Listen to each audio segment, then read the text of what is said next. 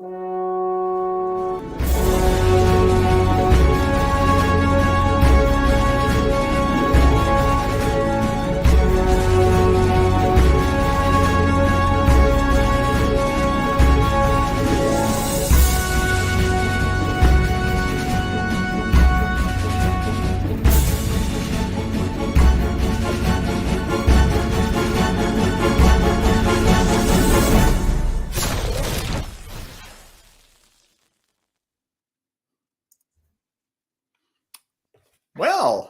it's the War Room again.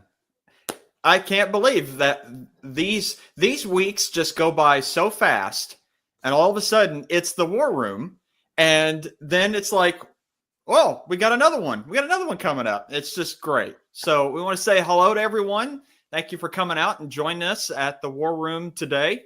I'd love to also welcome my fellow co-host, Mr. ID Jester, and Mr. Rough Swordsman. How are you guys doing today?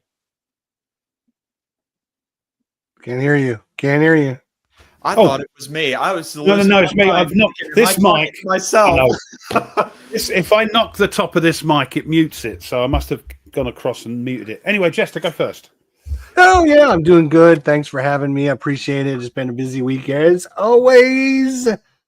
Very exciting. A lot of good activities, but what did you play this week? I've got a few announcements. Number one, today we're going to be giving away Red Dust Rebellion again because the winner never contacted me. And if we have Jester's Jeopardy, again, a special episode planned just to give away this game. So if you haven't got it yet, you might want to stick around for that. See, that's the part, Rough, where you and I just need to drop out of the show. Well, I think hopefully it's to do with the chat. The chat is going to. It is the chat. Oh, okay. We won't look as silly. There's going to be a new rule on how we're going to do things. We'll get to that when we get to it. So, second thing is I've got a new playing partner, Jerry. We hooked up last week. He contacted me after watching last week's show. Heard I was interested in playing Combat Commander. And so we had arranged to sit down and play Friday until he realized, oh, shit, I'm playing Jester? Are you kidding me? And he backed out. He just bailed at the last. No, I'm just kidding. I'm just kidding. Just trying to get under his skin. Get in his. It's all mind games going into the game. It's all mind games. Right now, I'm kind of worried about, I don't play the game. You play the man. Time, right? So it's all the mind games I'm playing with them at a time. So you don't play the game. You play the man. That's it. Exactly. And then third, I was supposed to get my delivery from GMT on Thursday, and it was rescheduled for next week. So I'm looking forward to getting that because I think there's going to be a few things in there that I want. Have you both got an email? No. I did. Wow. I got a shipping email. I don't remember. I just got a charging email. Remember, I got a shipping that it was delayed. It was supposed to be here on Thursday, and it's been delayed till Tuesday. So figure that one out. Why they emailed me and said your shipping order has been delayed. So they just realized the name. They looked at the name and went, put these at the back. At the back. No, they're starting to move me up. Rachel over there is starting to hook me up. I think she's done a good job. She's been saying a few nice things about me. She's been putting some of my videos out there. She's also the one that donated this. So thanks to GMT for doing that. We do appreciate it again. And I'm very sorry that we didn't give it a chance to give it away. It was sad the guy never reached out to you. Yeah, I don't know. I don't know why the story is, if you go back and watch the episode, he posted a comment in there saying, how do I contact you? And I replied to him with my email address and how to contact me. And then I waited a week and I did it again and replied back again.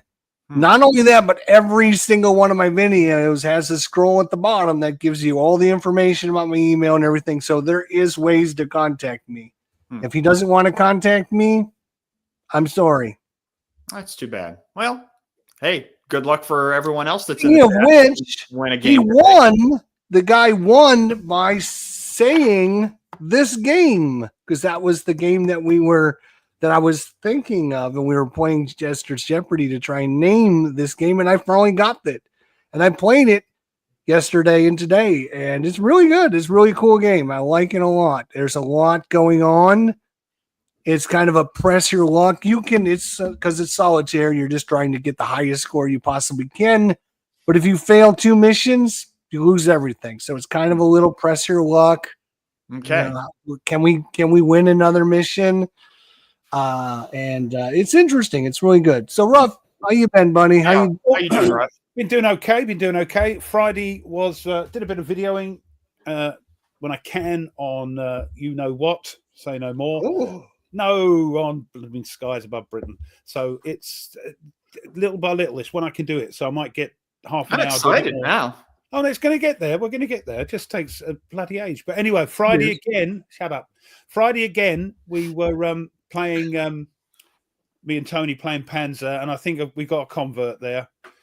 He loves it, so we're going to be playing that again next week, and then we might even carry it again over into the next scenario, which introduces the infantry and a couple of towed anti-tank guns and things. So that then grows the game. So he likes it. He sorry. Are there airplanes in that game? Yeah, there's airplanes in it as well, off-board artillery as well, lots of stuff going on. But that's little by little, you plonk it on.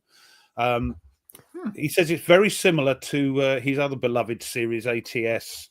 Is it ATS? Yes, Advanced Tobruk.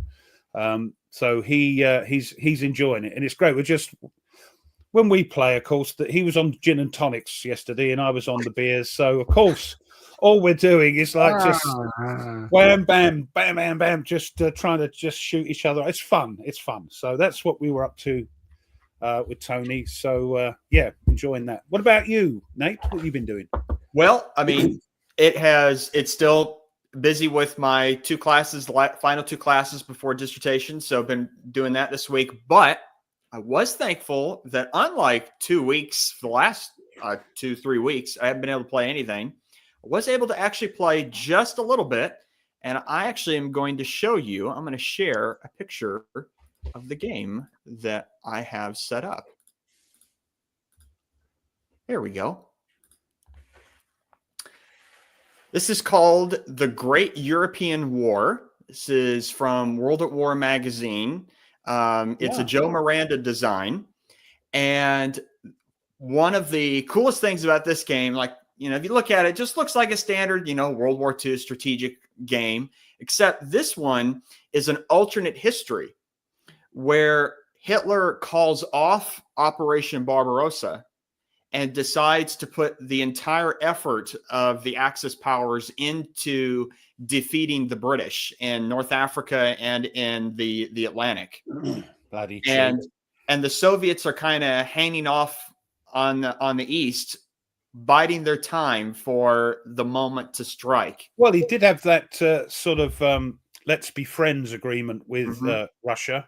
Yep, the Nazi-Soviet pact. Yep. So, and which so Soviets this is were pleased about. I've got to move things here and there, and it's so far it looks really good. I really like the production values of their magazine games, whether it's strategy and tactics or World at War is really good. And nice thick counters, nice maps. Meandering Mike, it's World at War number 90. I think it's still available to get. I'm excited that I've actually been able to do something this week as opposed to doing homework. So, that's good. But we do want to share first, before we say hello to everyone in the chat, we want to share what our topic is so people can think about what we're going to be discussing a little bit later on. And that is, since we're in the holiday season now, November, December, getting in there with people traveling and everything, I thought it would be a good idea to talk about what are some of the best war games to play while you're traveling. Take it with you. So I have a lot that I've set aside. Some surprises, I think, that people might think, is that really a travel game? But I think it is. So I'm looking forward to hearing what both of you have to say, as well as everyone in the chat. So, Ruff, you can go through. Let's say hello to everyone. Yeah, I'll do that now because there's quite a few. David? Hello. As we're saying hi to everyone, Yeah. I would like to mention that I don't know if we know this, and maybe this is a side topic we can talk about at some time.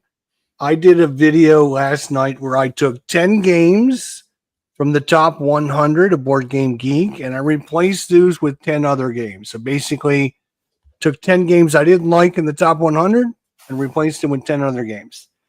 And as I was analyzing and doing this research to do this video yesterday, did I realize that there is not one Hex Encounter war game in the top 100 games of all time on Board Game Geek. Really? There's not one single Hex Encounter But this war is game. board games in general, right? Board games. Not From okay. Board Game Geek. Yeah, I'm talking about on Board Game Geek. Okay. Which is very depressing because, again, part of the reason for my Board Game Geek, again, is they have a certain clientele. It's, board gamers, right? And most board gamers are Euro gamers, and most board gamers like medium to heavy weight content. So that is, if you look at the top 100, most of their games are in the top 100 are multiplayer Euro games that are medium to heavyweight.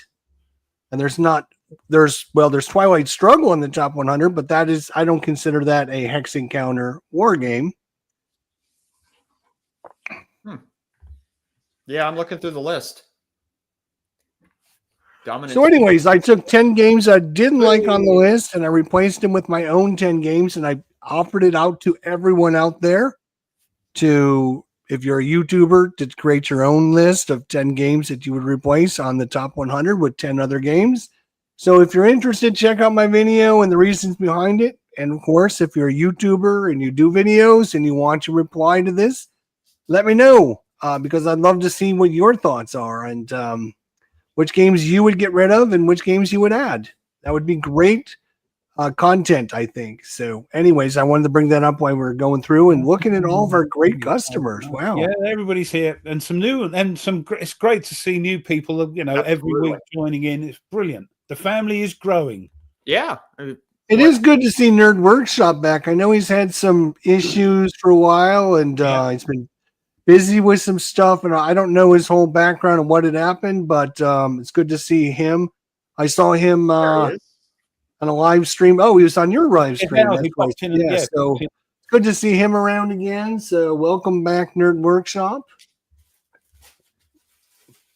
And we had Mo pop in as well, Tanks, and he. Oh, yeah. So yeah, he popped in. Does Mo play? Has Mo played Panzer? I'm not sure, to be honest. He might have played MBT. Oh, okay. Which is the sort of 80s, the modern. Yeah, the modern, main battle tank. He's played some stuff with tanks, but he's like me and he's a tanker. He's an ex-Marine tanker.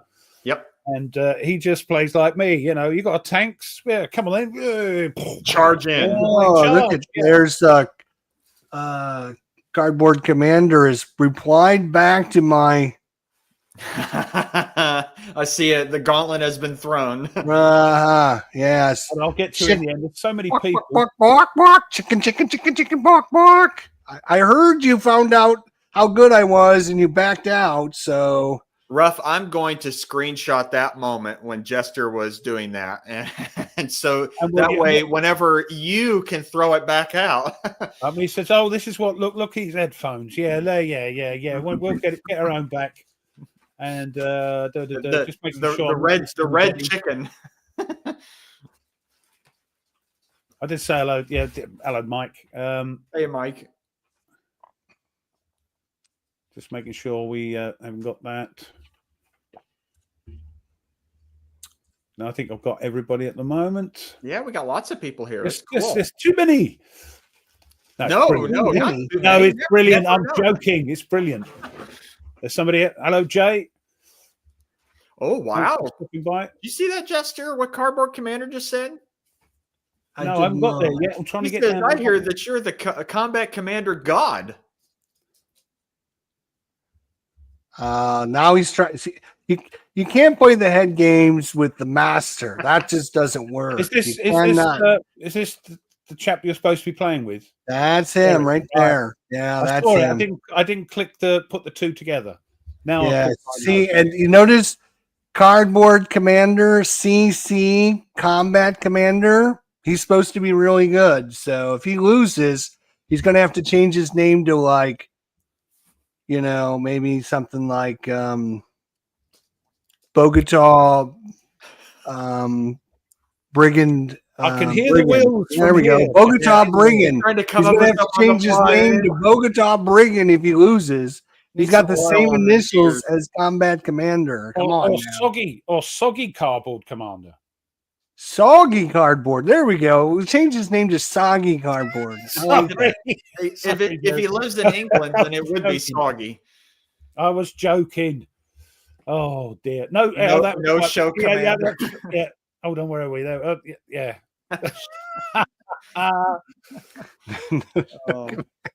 Hi, Robert, and gave great help last night. Robert did with our playthrough because we're making silly mistakes still. I should mention, and this is kind of important. We are teasing back and forth and stuff. Is he had a family emergency, which he couldn't do it, which I understand. Life comes in. So we were going to reschedule it for like this week, but here's the problem. I now have a family emergency. My wife is getting her knee replaced on Wednesday. So we're going to do it on Tuesday night, but then I was thinking, oh, she wants to do stuff and go over stuff and blah, blah, blah. She'll want to talk and go through things. I don't know if I can do it Tuesday because it's the day before surgery. And then Wednesday, Thursday, Friday, who knows? I mean, I might be sitting here twiddling my thumbs, or I might be having to get up every 5 minutes to go help her. Who knows?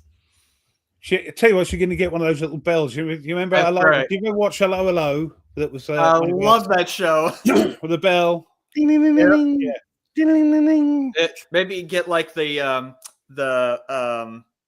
oh, I just forgot her name. The mother-in-law upstairs. Yeah, that would be the wife Renee. upstairs hanging on the thing. Yeah. So we're hopefully going to schedule something, and I would already be up 1-0, but I mean, come on, he had to back out. So, Ruff, I remember a friend of mine told me about Hello Hello and said, you've got to watch this. And I watched the first episode. I'm like, I don't know. And then I kept going. It's typical British comedy. Double entendres and bad jokes and. Oh yeah. Well, I tell you, the scene that got me obsessed with that show, because now I've watched it through at least 4 times, I think. I just love that show. There's one of the episodes in the first season where they accidentally feed the chickens with nitroglycerin in their feed, and he runs out there to go get them, and they explode. For those that don't know or aren't, haven't watched it, Hello Hello was set during the Second World War, and they were like the French Resistance, and it was centered around a cafe in France. I forget where it was. Because I made fun of the name as well, didn't they? Yeah, well, I love that they all speak English, but the French English speakers can't understand what the British English. Yeah, and the French, if you were French, they spoke with a French accent to make And there was the English copper or the English. Yeah, it was a spy, I suppose. Yeah. Pretending to be a gendarme, and he was speaking bad French, and it came out, good moaning and all that sort of thing. But anyway, the town was Nouvion. I thought there was something about. Oh, anyway. Nouvion is actually a real town. Yes. But anyway. Yes, it was, Kevin. Yes, there was another. That was a serious series. But man, yeah. I loved that show. That show and Keeping Up Appearances and Still Game are my favorite BBC shows. They're all good. I don't know if you guys saw, but way back when we first came on, Tony posted Yeah, I did say I did put him up. Yeah. Yeah, Okay, hey, sorry. Tony, I got And your. he said that he turned in his dissertation and rough draft. There he goes. There it is. Yep. Thanks So for looks like Tony. he's almost to the point where feedback. Oh, it's going to take him months to get you feedback on that. Oh my God.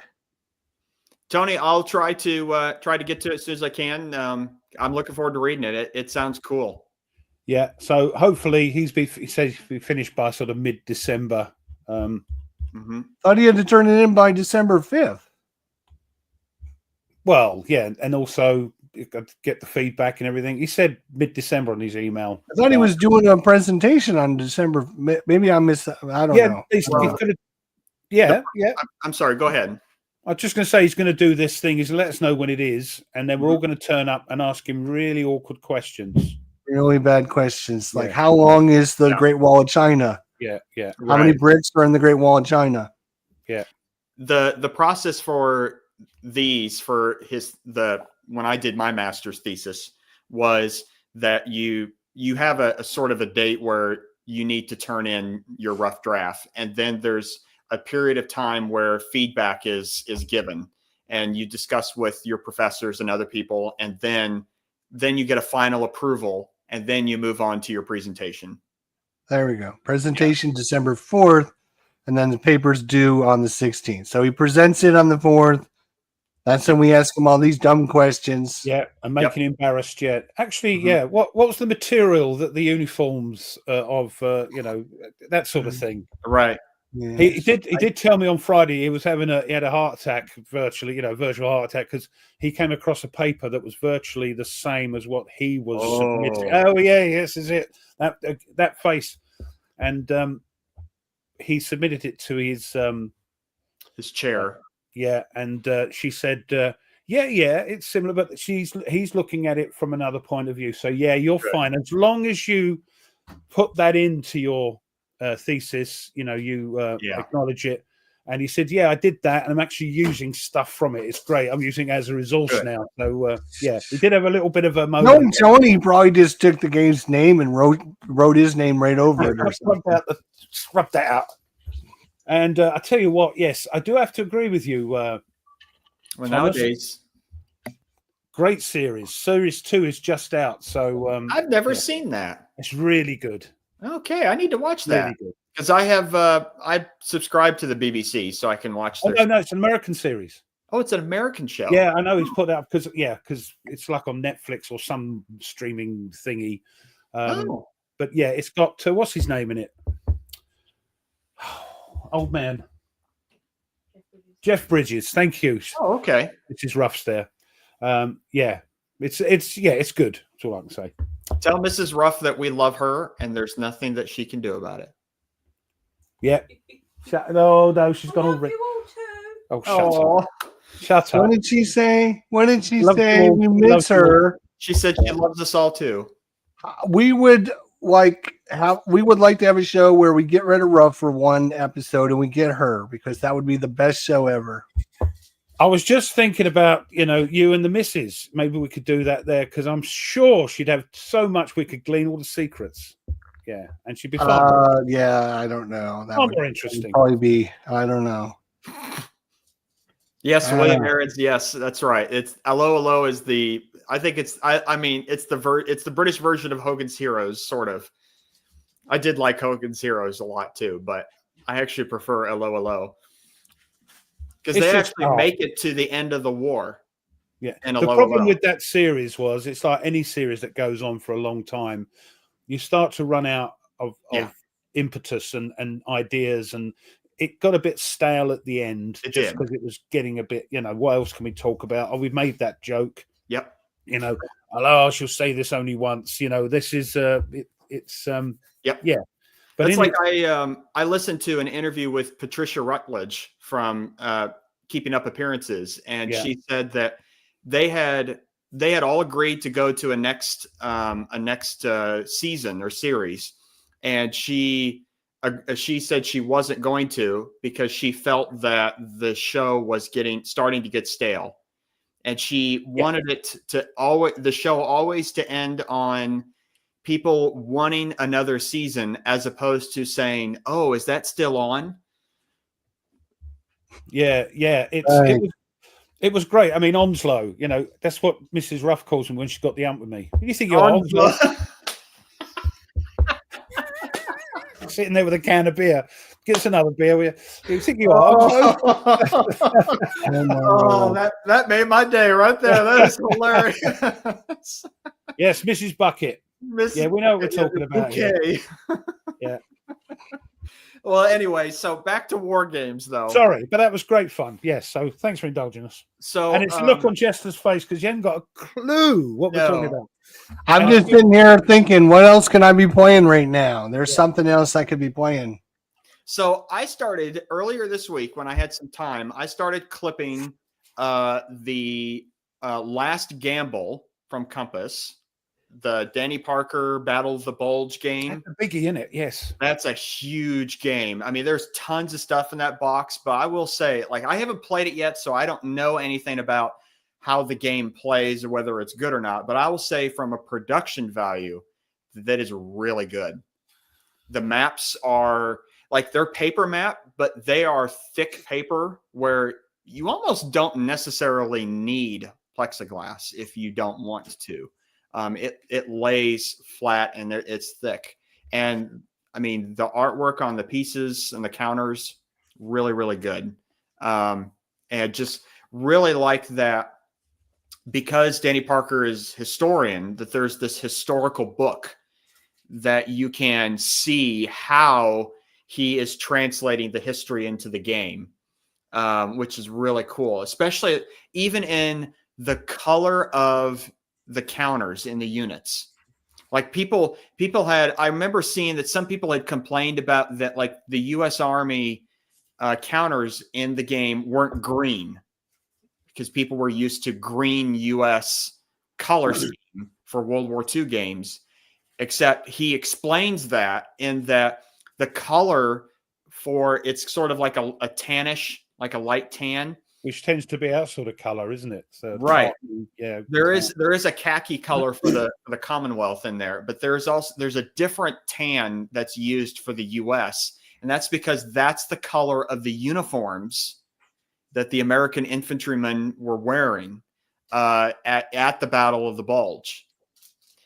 So it's kind of cool that he's keeping everything into the theme of the history drives the game, which is really, really neat. But I did notice you were using Plexi for the magazine game. You're a proper war gamer now. You've got some Plexi. Oh, you've always had Plexi for a long time. Looks like a solitaire game, Nate. That's good. I've got lots of solitaire games now. It's good, and it creeps up on you, and you can't help it. I think. Let me count. I got my list. Didn't even take us 6 months. Didn't even take us 6 months. No. One piece of cake.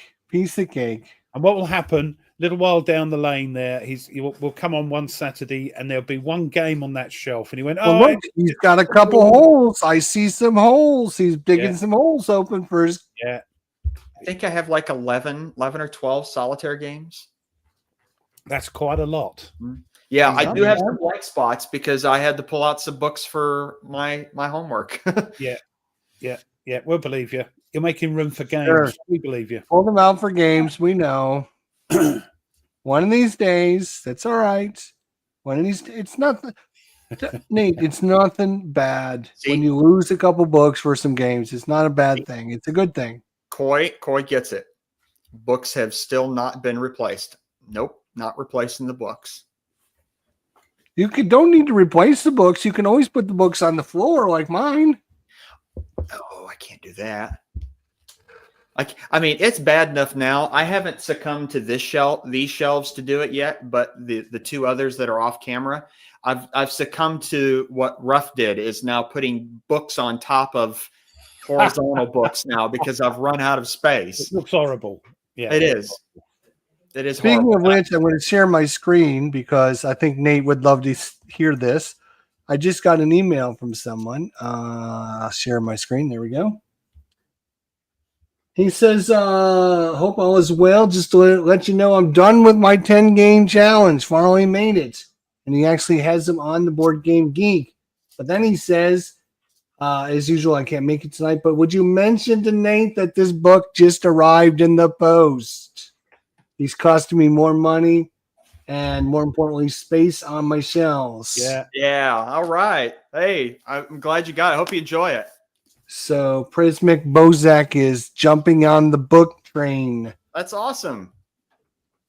That is great. So I thought I would share that with you. Yeah, Literally, it's a subscriber, I think, to all of us, you know. So I would say that I'm sorry that people are wanting to buy the books that I recommend, but I mean, I'm not. happy because people are birthday! buying... Sorry, happy birthday, Charlie. Oh, hey, very cool. Happy birthday, Charles. But I'm not sorry for people to buy more history books because I'm happy for people to buy more history books. I mean, you just can't have enough. It's kind of like Wargames. You got to have one more, at least one more. Yeah, I do like my books, and I'm sorry I had to. But it's just it's either the games or the books, you know. So at least Mrs. Ruff hasn't given you a choice. Either books or the games. Or me. or move it all upstairs, maybe. That's your other choice. Yeah, well, anyway, she's best wife in the world. You know, broke the mold when they made her. The things she puts up with me. So I have a question for both of you on a little bit on our topic that we'll get to the kind of games and the specific games that we might suggest for people to travel with. But have you had an occasion where you did travel with some war games and were you able to play them? You know, like what's your experience with traveling with war games? Well, I went on. We had a few days break. The family, me, Ollie, and Mrs. R, and we went to Hastings. And that's when I was going to try and do a report on the Battle of Hastings or on the thing, and I couldn't do it and all that. Couldn't get booked in to go and visit. I had to book in. And I was learning this game at the time, and I took it with me and set it up in the Airbnb where we were, and it was that one. Not particularly travel friendly game. It's heavy and it's, you know. Yeah. But yeah, I actually took that with me and set it up on a table in there, and just went, go away, go and have a walk. Go on, I'm playing this. So yeah, terrible. So yeah, I've done it with a proper board game, if you like, and it's not a small. It's not a not a small footprint. So did you take your plexiglass with you? No. Because I think I was learning the first bit, where actually, to be fair, uses the small bombing-y bit. So yeah, but yeah, I remember taking that in the case in the car. Yeah, so cool. Jester, what about you? Two things. Number one, if I'm taking games with me, it's because I'm going to a game convention. So I will have plenty of people to play. I'll be able to set it up at the convention and this, that, and the other thing. If I'm traveling with just the wife and we're not going to a game convention, sometimes I will take some of the board game rule booklets with me, throw a couple of those in my backpack. So when I'm sitting on the plane, I can read through the rule booklet to kind of learn through the game. But to be honest, have never taken a game with me to actually play, because if I'm going to play something, it's probably going to be on my phone because of space requirements and everything else. But now there is phone apps for your games, like the one with Gandhi. There's a lot, yeah. Well, that's true. But I would love to see someone set up Gandhi on one of those little airplane trains, and I would love to see a picture of that. That would be the funniest thing I think ever. Well, I've read this subject not only about traveling to the place to play a game, but when you're there, like if you go on holiday abroad or something, do you take any games that you can play that will fit into the bags and won't overstock your baggage allowance and all that? That's more what I've gone for, rather than, because I don't know what your planes are like, but our planes, the tray is about that big. You're not going to fit anything on it. So I've looked at it from a more when you get there, sort of thing, as opposed to actually traveling. As opposed to traveling, yeah. Right. Yeah, like Mike's comment. Yeah. Traveling games are not for traveling. Traveling games are for when you arrive there to play. Mike, as Mike's put something as well. That's what traveling games are. Traveling games are not to travel. Yes. But that's how I looked at it. Yeah. Hey, I mean, they got all the auto drive cars now, so you can just play your games while you're driving now. True. Or if you take a train, they got the table in the middle between, those seats. To be fair, train travel would be a little easier, yes, but not on our tracks. Or they'd be going like this. Everything would be jumping up, Yeah, and it poof. But yes, that is a point. Yeah, there's a bit more room. Unless you're sitting opposite somebody that wants a bit of the table as well. No, this is mine. Get away. Go sit over there. So I'll be going. So this is a great subject for me because I'll be going to the hospital at 7:00 in the morning, taking my wife there. And I'm literally going to sit there for, I think the surgery is 3 hours and then 2 hours for post-op. So it's going to be probably 5 or 6 hours that I'm going to sit there twiddling my thumbs, waiting for the doctor to call me on the phone and say, hey, she's done. So could I take a war game with me to set it up in the emergency room? Or in the canteen, in the hospital canteen, yeah. I mean, I was very disappointed when I was in the hospital. I was in the ICU for 5 days and there was no table. So I couldn't set anything up. I was very disappointed. Well, I think in the ICU, they think, will he or won't he? Right. It's no need for a table. Right. I'm sitting there going, "Give me a war game. Come on. Yeah. I know I'll make it." Yeah. Maybe I could practice some Combat Commander before my meeting with Jerry and practice my. By the sounds of it, Jerry, Mr. Cardboard, seems like he's a proper professional Combat Commander player. He's a proper war gamer in general. I think you're going to get your tush handed to you in a paper bag. Mm-hmm.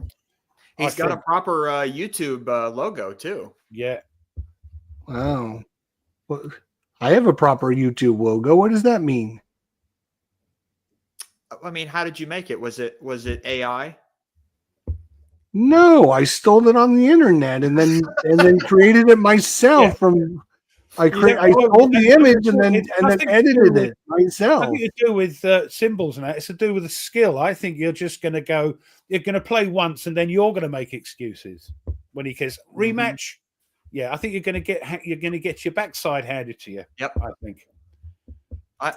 Because he's a proper place. Like well, here's the thing. So, he chose the scenario, right? So he played this scenario before. I've never played it. And now he said, well, since I played this scenario, you can choose a side. And it's the Germans versus the Russians. You know who I took. The Germans, of course. So we'll see. We'll see how it goes from there. Hey, Ruffy just posted here.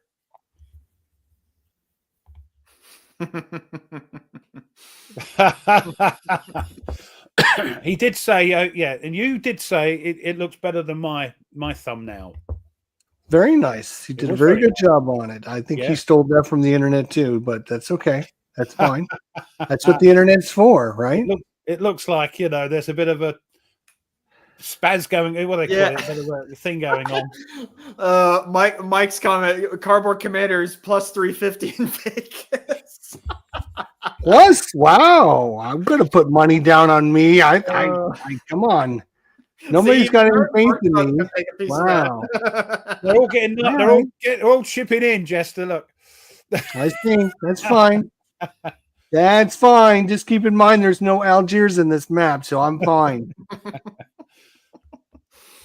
But it's all done in fun. It's what I love about this chat. They just they take the ball and run with it, don't they? Well, that's one of the reasons why I like the people that are in this part of the hobby, because we all have fun.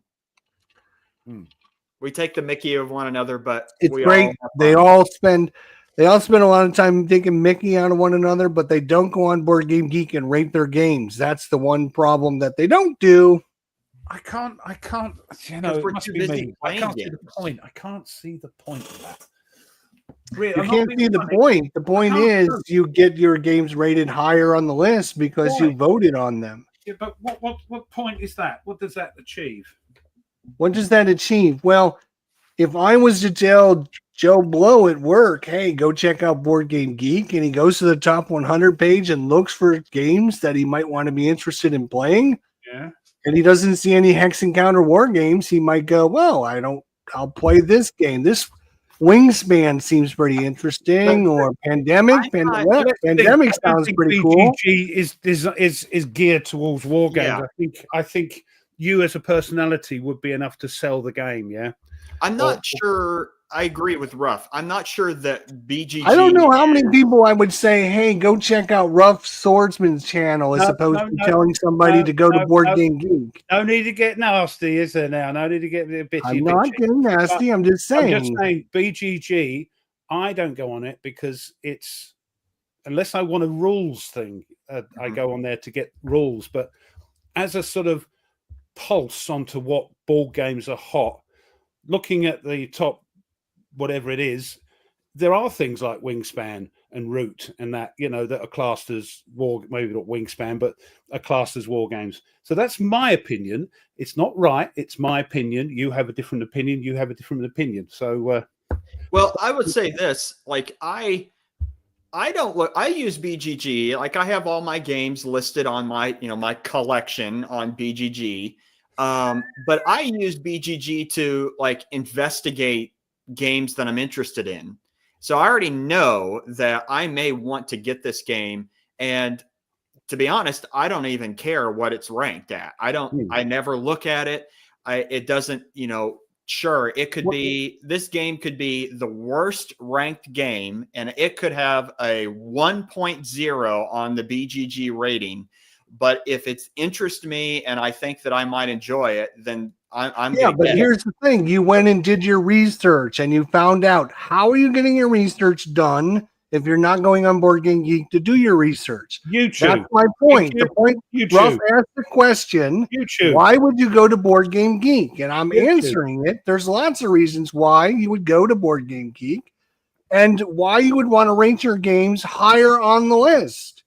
Is because all you do is sit there and complain about, well, there's, it's not right that they don't have any games that are like the games that I play on the list. Well, it's because people like you, nothing against you. I'm just saying people like you don't go on Board Game Geek and they don't spend the time and effort to add their games to their collections and then rate their games on their collections. I think, but I would go with what Ruff's point was earlier in that I don't see what is the ultimate purpose or the reason why we should go in and more or less spam BGG on making sure that war games are higher up on that list, because I don't see where people are buying games based on that list anyway. Oh, that's absolutely 150% not true. Okay. People use that list all the time to purchase games. Okay, so everyone in the world does this. If you don't do it, you're the oddball. Okay. Everyone in the world uses Board Game Geek to determine what games they're going to purchase. So maybe what we could do is we'll take a quick survey of everyone that's in the chat and ask people in the chat, have you ever purchased a game based on its ratings on BGG? Rather than watching a few videos on the ratings. The ratings is part of, I guess I'm not going to get a chance to talk. Go ahead. No, I was talking to say rather than getting an opinion on YouTube videos. Mm-hmm. Now, go.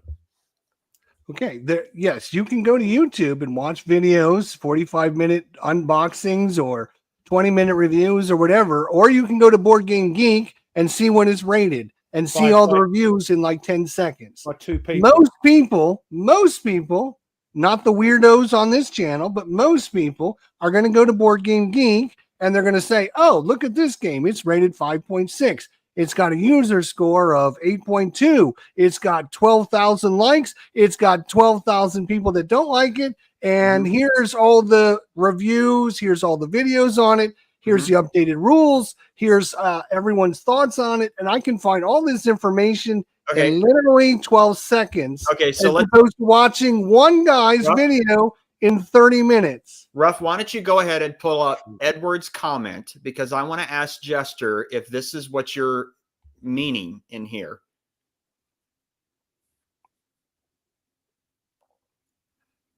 New War Games could use Board Game Geek to look at the rankings at the top rated War Games to look at possible purchases. That's one of the things you can do there. Okay. A great example of this is when Plum Island Horror came out. Plum Island Horror, which we all know because it came from GMT. The board game community didn't know about Plum Island Horror when it first was being released. What ended up happening was everyone got on Board Game Geek and rated it really well, and it shot up to number 3 at one point. The top games of all time, or the hottest games out there. And everyone found out about Plum Island Horror because of this. If people don't take the time to rate the games, again, I'm using Plum Island Horror as an example, but if there's a war game that came out and got a lot of buzz, right? Okay, so let me ask this. So you're suggesting, and this is something that's interesting to think about. So you're suggesting that people, when they're looking for games, like BGG is sort of the place where they're going to go find games. Like that's, as opposed to word of mouth or Facebook or whatever, that BGG is a big place for people to find games. Correct. Okay. Now, I say that because let me pull up an example of what I did when I first got into playing board games. Because prior to even me getting into war games, period, like I didn't play board games hardly at all, like any board games. Like I played like Settlers if someone had it, but I only owned one board game, and it was Axis and Allies. And I rarely played it. So let me share my screen, and Ruff can put it up. Here we go. Okay, so like, for instance, this is an example. Mr. President here. I would look at something on like GMT's site, because that's where I first went to when I was introduced to this, that I would look through and I would find a game, but then the other place that I would go to is if I liked a certain game I was looking at, I would look at this fans also like part. Another great resource. Absolutely. And it would give me games that were in the same either genre or theme or whatever, and then I would start looking from there. So that was how I found a lot of the games that I now own, was through there. It wasn't necessarily through, I didn't even know until, I'll be honest, until earlier this year of, there's rankings of the games. I didn't even know that there was a list at all.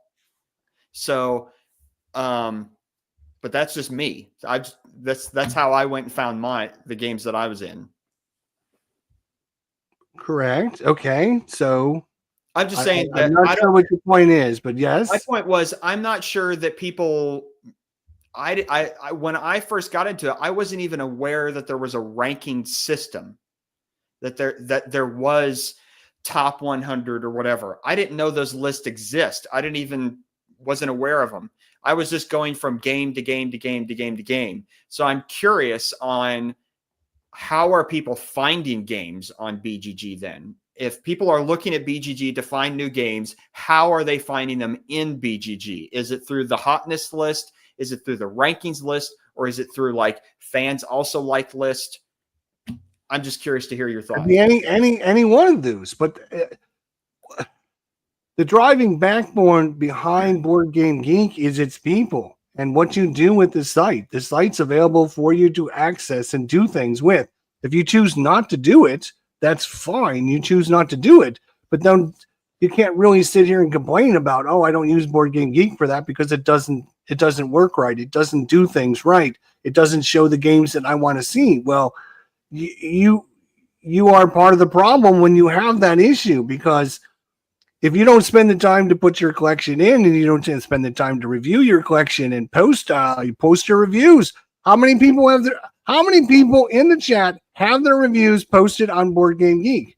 Probably Meandering Mike, probably, and maybe one other person, maybe out of the 60 or 80 people we got on live.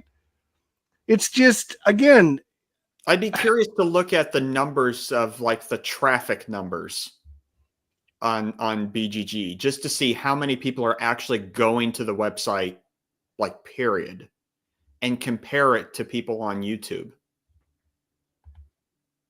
There's a lot of I'm not saying Board Game Geek is a perfect solution, and I'm not saying it's the king. I'm not saying any of that, right? I just talked about the fact that I went through and did a video on the top 10 games I would remove from the top 100 because I don't agree with how they do things. Right. That's a different issue than what we're talking about. Or what we're talking about is, why would you use Board Game Geek? Everyone that's here should use Board Game Geek for something. Lists. Well, that's where people in the chat, I'm reading all of these comments. People are giving. There's all kinds of things if you look on there to do. So, I mean, why should you care? Why should you do it? It's because if I bet you that you can see when I do this list every week, Ruff, I do this list and we talk about the games, right? And you can see that some of the games we've talked about several weeks in a row because they move up and down the list. They don't move up and down the list based upon random algorithms. They move up and down the list based upon people's voting on them. They mainly move down the list because of other non-war games coming through. But anyway, what you get out of it is great. You want to post all your games, you want to rate all your games. That's great. It's just not for me. As somebody and a few people said in the chat, that I only go on the BGG if I want to get files, or I want to get updates, or I want a question answered about a specific game. So I use BGG, but that's about it. I don't go on to buy. It has no influence on my buying. So how do you decide what you want to get? That's done through YouTube. Okay. You know, people saying this new game, or you keep up to date with the news. Mm-hmm. You know, you keep your finger on the pulse in Facebook. So if you want to do, all right, so let me just ask you, you find a game, Red Dust Rebellion, and you want to find out who did a review on this game. How would you would just go to YouTube and type in Red Dust Rebellion and do a search? Is that what you do? You just go to 3 Minute Board Games, because that's the guy that designed it. Yeah, that's the guy that did it. I mean, also, I don't like reading. It's again with me. I don't like reading reviews.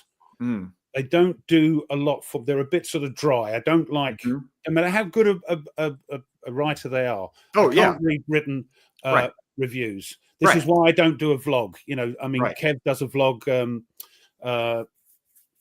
Players Aid do a vlog. A blog rather. I can't be bothered, and B, I reading. I have enough trouble reading rules, so I don't want to read a review. I want to watch a review or watch a playthrough. Yep. And then make a decision to say, yeah, that looks good. I wonder if anybody else has done anything. And that's where. Okay, so let me ask you a question again. Do you realize that you can do all this on Board Game Geek? How? You go to the web page and you look at the information. Like, bring up my screen. Come on, bring up my screen here. He's in. I will just show you our number 160 this week. We'll just go through that, right? Let me share my screen. Well, we do your segment now. No, that's fine. We'll just show the one, right? So here's all the information about the game, blah blah blah, right?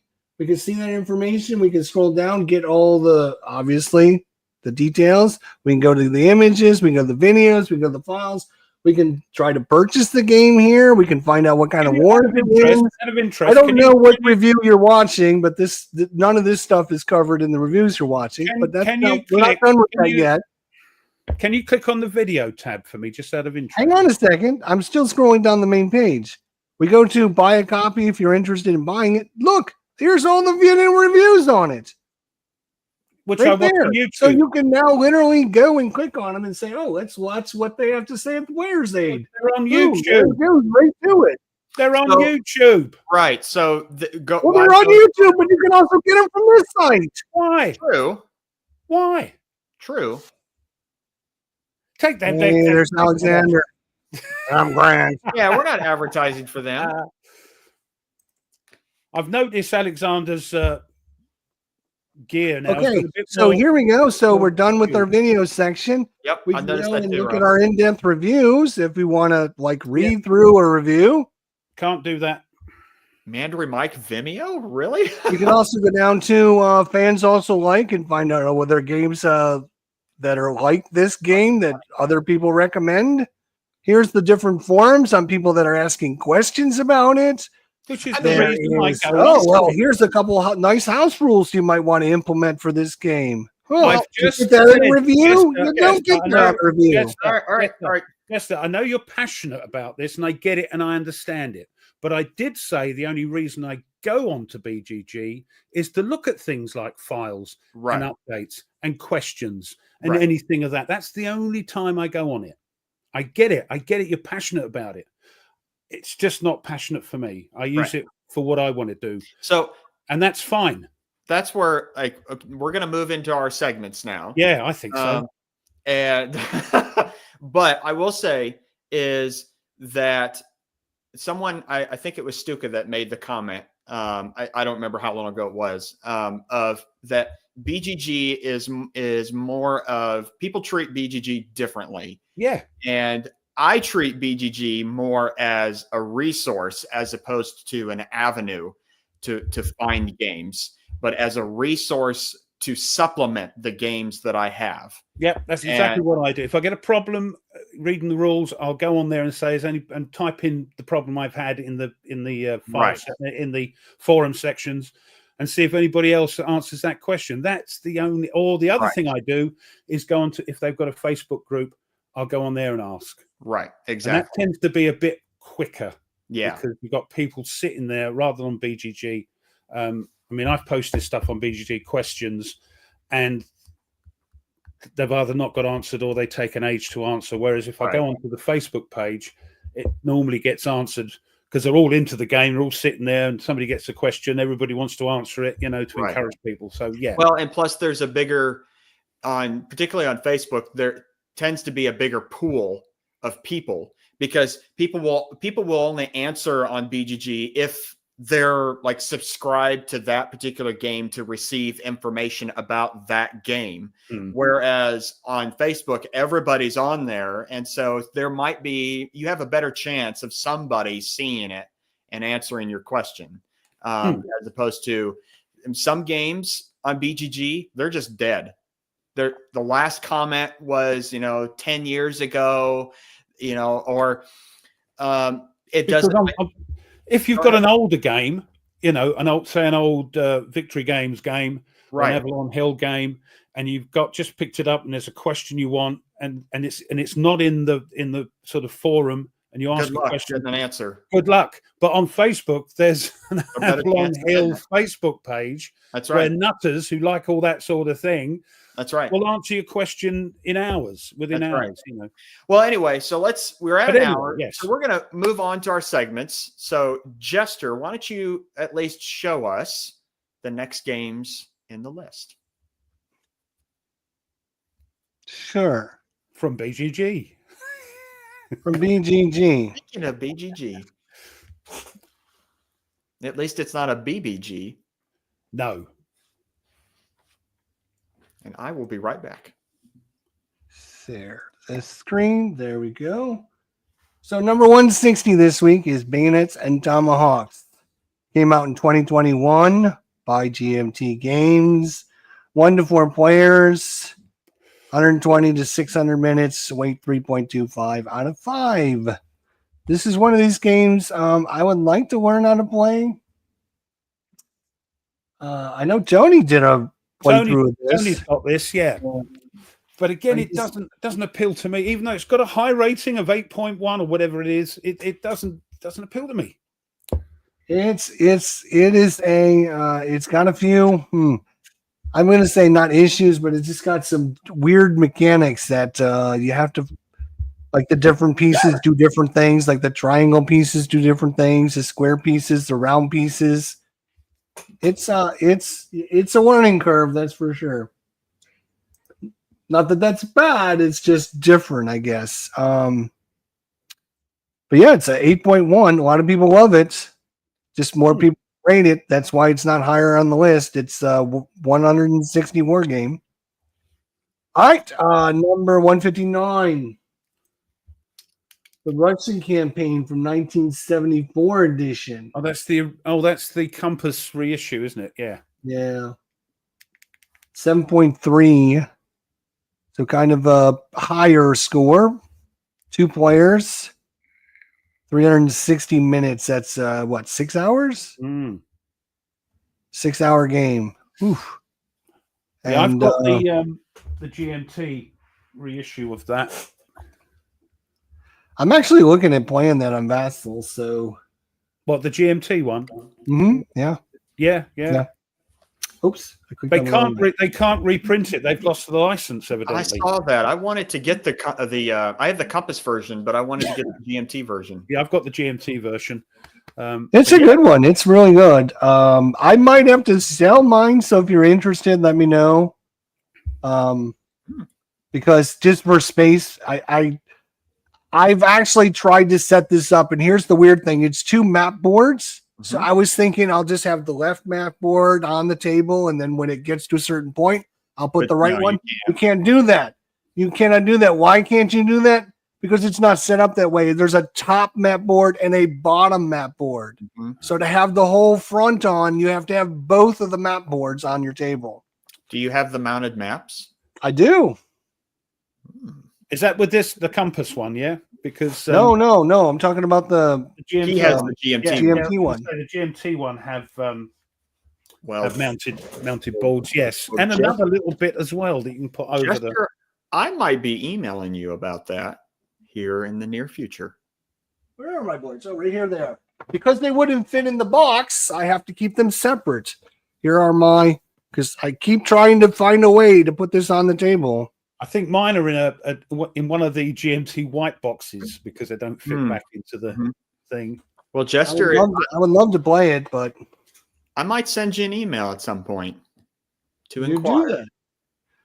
Number 158, which we saw last week, it moved up the list because somebody out there voted for it. Get it. Skies Above the Reich. Remember this one from last week? I think it was on our list last week. I like the cover. Cover looks cool. They are cool covers on there, I must admit.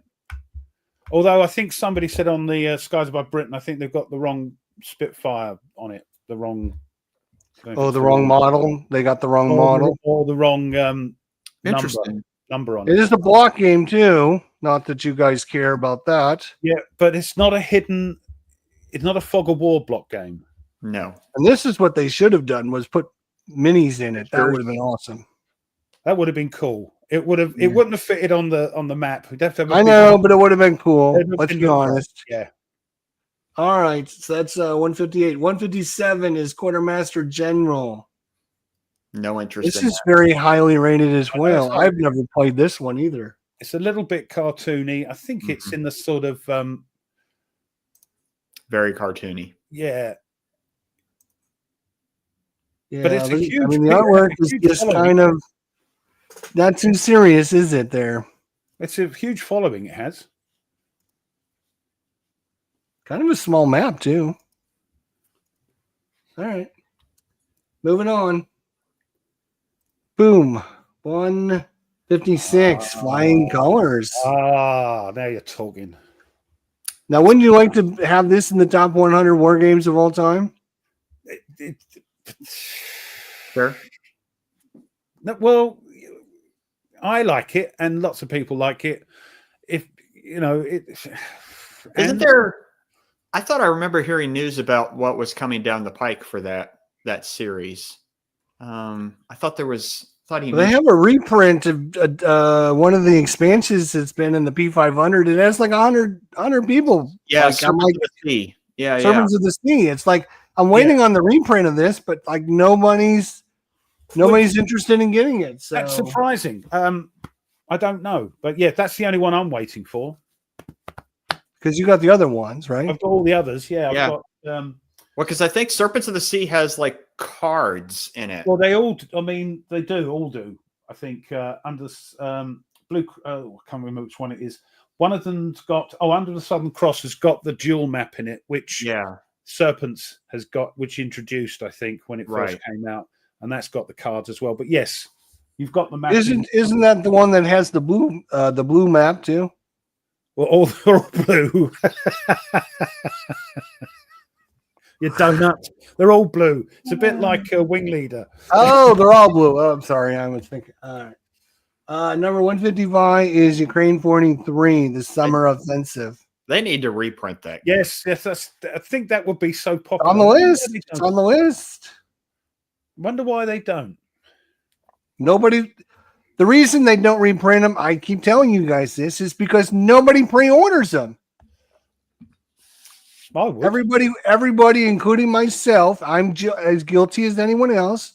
I will wait until it gets up in the 300 or 400s, then I'll go ahead and pre-order it because I'm like, I'm not going to pre-order it now. Yeah, but I've been doing much better. I've gone through I did a video about a month ago where I went through all the ones that hadn't made the cut, and I purchased them all that I wanted. It wouldn't be something as daft as even Combat Commander only has like 257. I think last time I looked, it was like 257. I've ordered the big mega box with everything in it. Yeah, I cannot believe Combat Commander. It's been out of print for 8 years. Why are people not clamoring for a reprint of this game? On your say so, I've ordered the big mega box with everything, and it's It's dragging. I'm wondering if this one isn't working because of what's going on at the moment. Maybe I'm sure that's probably part of it. A lot of people are like, no. But it's nothing to do with what's going on at the moment. Anyway, here's another good one, and I'm surprised, Ruff, you don't have this one. Yeah, I think Mandarin Mike is right. Yeah, I know. Yes, I think. Yeah, you're probably right, Mike. Yeah, and that's which is great for my credit card. Keep it up, G&T. Dribble it out. Dribble. This one. You don't have this one, do you, Ruff? Yeah, this one looked like an interesting game, but it's a 2-player only, isn't it? I got it. I got it. No, you can play it solitaire. Which there is a redo. It says at the top, re-implemented by Unhappy King Charles. Yeah. Re-implemented by Unhappy King Charles. I'm not sure what that means. I'm not sure. That means there's another edition coming out. Right. That's not GMT. Oh, it's area movement. You're reliving, what is it? The War of the Roses? No, the English Civil War. English Civil War, whatever. Yeah, yeah. Or the War of the Three Kingdoms. Yes. I actually got this because they were having a sale and I picked it up for pretty cheap. $40 or $50. Ruff, to make you proud, the lonely colonialist American understands British history. Yeah, when you say the Three Kingdoms, I know what you're talking about. I just hope everybody else does who follows, And the best part about this, we haven't come across one miniatures 40K game yet. So number 153, Warriors of God. We talked about this last week. I don't think it was on the list, but I think we had talked about it. Mm-hmm. Great game. Absolutely great game. Highly recommended if you can get you a copy. This is another one of these you can't find a copy for under $100. I got a copy, but I'd sell you my copy for $100 too. Oh, hold on. Is that the was that what you're talking about? Coming up with the new edition. All right, there you go. Of the King Charles one. It looks what I'm going to do? I'm going to go ahead and rank this right now. 8 out of 10. Boom. There we go. Save that. There we go. Now I've rated it. It's going to move up the list for next week. Might be number 1 next week. Next up, 152. Nexus Ops. Has that just been re-released? With glowing figures. Wow, you can play in the dark. Yeah. That's an interesting twist. I think, that explains why I don't Anyway, but Wow. Okay, that's their claim to fame is we're going to play in the dark. Okay, cool. Next up, and I think this game coming up, number 151, is just outside the top 150 of all time. This is a hidden gem game, I'm telling you guys. Boom, Maneuver. Get this game reprinted. You will love this game. Love it. I have a copy. I'm one of the few people that actually have a copy of this game. It's been going. It needs to be reprinted. It's a great game. It is super. It is very simple, but it's so much strategy in this game. It's incredible. It never. The whole graphic design never appealed to me. That's true. The graphic design was back in GMT from 2008. It looks like not very good. It's just not good graphics. True. Absolutely true. It's just sometimes you look past that when you're playing the game because it's just so much fun. It is. Oh dear, Stuka. That's worse than one of my jokes. Maneuvered itself to the top of the show. Okay, so that is that. We will do this after the rest of them do their thing. And I'm done. Is that it? Ruff, why don't you tell us what happened today on November 16th? Or the 16th of November. 16th of November. Yeah, again, not a lot early on. Not a lot actually happened on this day. You know, the day yesterday or a couple of days or tomorrow. But anyway, today, 1776. American Revolutionary War. British and Hessian units capture Fort Washington from the Patriots. Whoa. And also today, in 1776, the Dutch fort at St. I've got to make sure I pronounce this right because it's Dutch. St. Eustatius in the West Indies. Oh, I know how to pronounce it. St. Eustatius. No, it's written like that, but it's pronounced because I asked a Dutch person and it's pronounced Eustatius, not Eustatius. That's all I'm going by. You know, well, the anglicized version of that is Eustatius. Yeah. Eustatius is. Anyway, there in the West Indies, salutes the Grand Union flag flying from the Continental Navy brig Andrew Doria, the first salute rendered to an American flag. That happened today as well. 1793, French Revolution. This is terrible. You know, everybody thinks, up the revolution, France and all this. This is terrible. 90 dissident Roman Catholic priests are executed by drowning at Nantes. Wow. But that's just today. These drownings were a series of mass executions by drowning during the Reign of Terror in Nantes, France, that occurred between November 1793 and February 1794. During this period, anyone arrested and jailed for not consistently supporting the revolution or suspected of being a royalist sympathizer, especially Catholic priests and nuns, were cast into the River Loire and drowned on the orders of Jean-Baptiste Carrière, the representative on mission in Nantes. Before the drowning ceased, as many as 4,000 or more people, including innocent families with women and children, died in what Carrière himself called the national bathtub. What a man. So that's up the revolution. So that's 1793. 1863, American Civil War. In the Battle of Campbell's Station, Confederate troops unsuccessfully attack Union forces, which allow General Ambrose Burnside to secure Knoxville, Tennessee. So this battle of Campbell's Station today saw Confederate forces under Lieutenant General James Longstreet, even I've heard of him, attack Union troops led by Major General Ambrose Burnside at Campbell's Station, Knox County, Tennessee. During the Knoxville campaign of the American Civil War, Longstreet hoped to crush the Union Army of the Ohio forces before they could retreat to Knoxville. And the only reasonable way to accomplish this was to overwhelm the Union troops before they could take refuge behind the defences of Knoxville. The failure to trap Burnside at Campbell Station meant that Longstreet was compelled to besiege Union forces within Knoxville. And ultimately, the siege of Knoxville failed when major Union forces were sent to relieve Burnside, and Longstreet was forced to retreat northeast towards Virginia. So that happened today. And then we're whizzing forward to 1938. HMS Ark Royal enters service with the Royal Navy as the world's first aircraft carrier with deck armor. And in the Second World War, 1940, in response to the heavy bombing of Coventry 2 days previously, the Royal Air Force bombed Hamburg. Much of Coventry was destroyed, including the cathedral. Much of Hamburg was destroyed as well. That's terrible. And then 1944, last one, in support of the Battle of Hurtgen Forest, the town of Düren was destroyed by Allied aircraft. Now, this city was located on the main fighting front during the Allied invasion of Germany in World War II.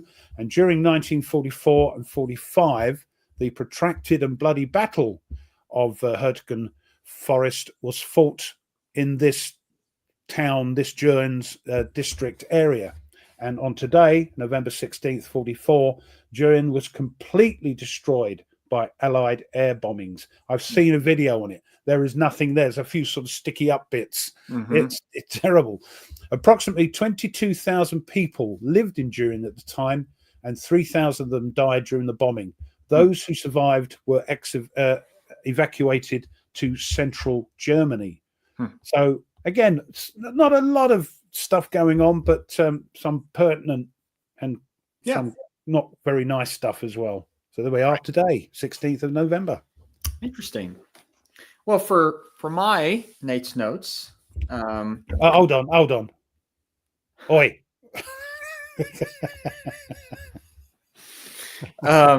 It sink faster because they had the deck armor. Yeah. And then there's historic wings.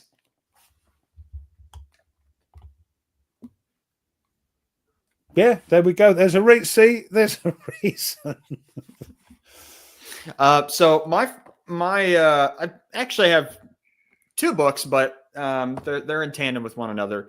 The first one is these are ancient era books. So if I think it's E4 Airman, I think he enjoys the ancient books. So hopefully he'll like these today.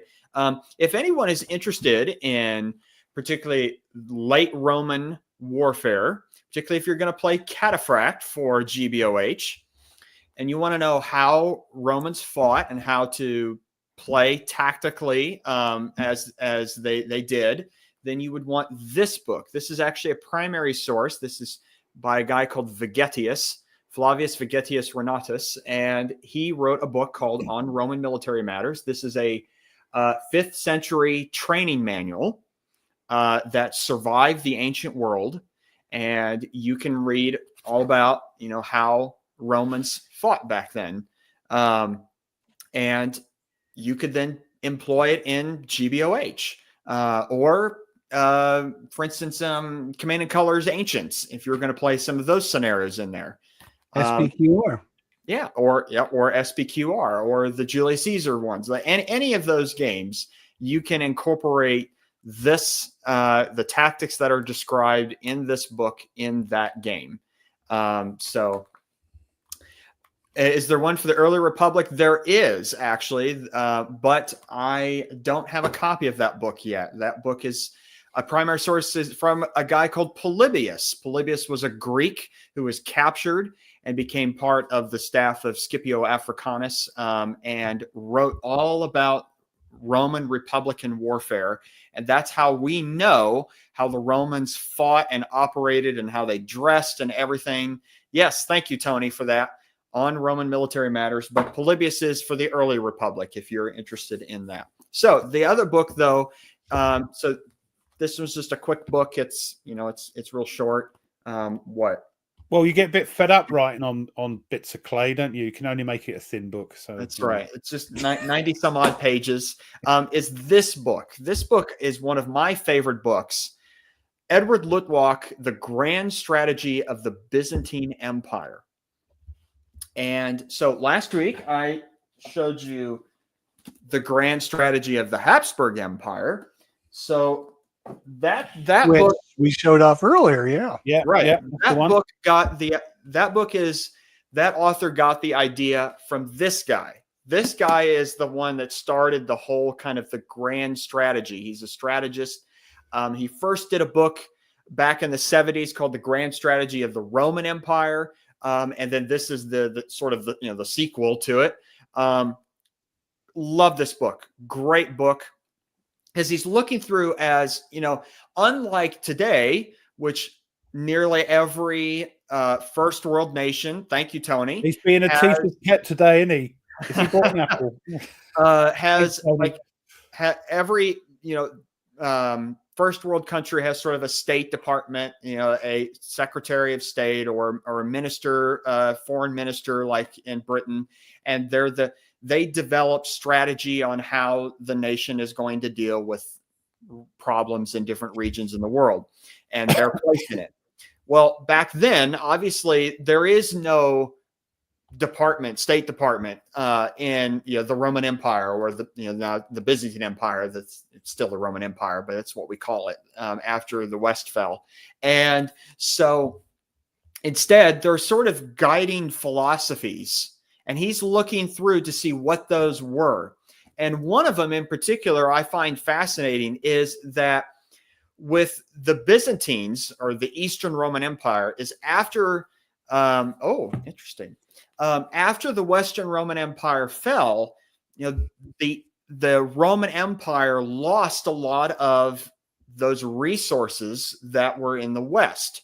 And so the East didn't have the military manpower, especially after the Arab conquest of the 7th century, 7th and 8th century.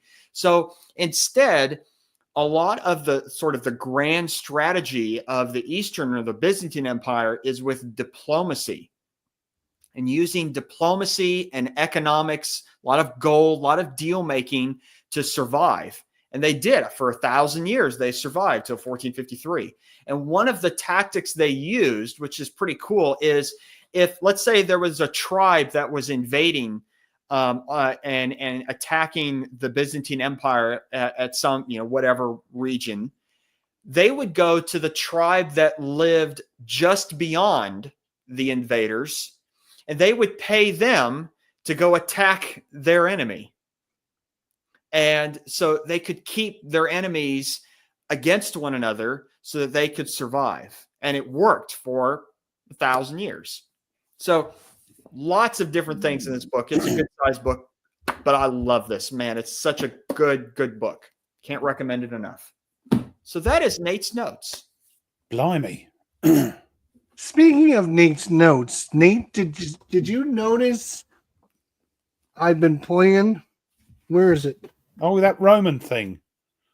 I did 2 Roman things this week. I played Imperial Legends as the Romans, and then I also played where is it? Oh, here it is. Christoph never saw it yet. Roman Roll, where you play as the Romans. It's a kind of a interesting. This is a really cool game. I like this. If you I need to go watch your video. Yeah, you're gonna have to. And the reason I'm going to share this with you is because Ruff, I'm going to share this real quick. Is because this video right here. What is that? Let's see if I can make it bigger so you can read it. Carpe diem. Oh, carpe diem. Carpe diem. Okay. Carpe diem. There you go. It's a Latin phrase meaning seize the day. Yep. Yeah. I did a search for like Roman phrases or whatever, and that came up, and I was like, "Oh, that sounds good." If Nate watches this, he's going to receive this and say, "Oh, good job, Jester." That's great, Jester. And he didn't watch it, so all my efforts went for nothing. Not yet. I haven't watched it yet, but I will. Great. Thanks. You know what? Effort in. You know what? One of my favorite Roman phrases is. A Roman emperor, I think it might have been Vespasian, but I'm pretty sure I know a Roman emperor, his dying words, his last words were, "I die." Yes, I remember seeing that. Yes, And yes, that's it. yeah. There's a video I was watching or something. They were talking about that. Yeah. Okay, that's cool. So let's. My last words are going to be one more game. Yeah. No, I know. I think I know what it's going to be. Ruff, I think, knows what his last words are going to be. Make sure to rank it on BGG. Yeah. One more game. One more game. All right. Well, let's give out one more game because I'm still waiting on Yahoo to get a hold of me and I'm done waiting. So we're going to give this sucker away. Red Dust Rebellion. This is for U.S. only because I decided I'm not shipping outside the U.S. anymore. It's just what a hassle that was. I'm interrupting because that was very close to a comedian over this part of the world called Spike Milligan, who put it on his tombstone. And the words he put on his tombstone was, "I told you I was ill." So, yeah, that's weird. Sorry. Man. So if you're in the U.S. and you're interested in getting a copy of Red Dust Rebellion, thanks to GMT, thanks to Rachel Billingsley, couldn't think of her name there, brain fart, my fault. So thanks to GMT, thanks to Rachel for hooking me up with this.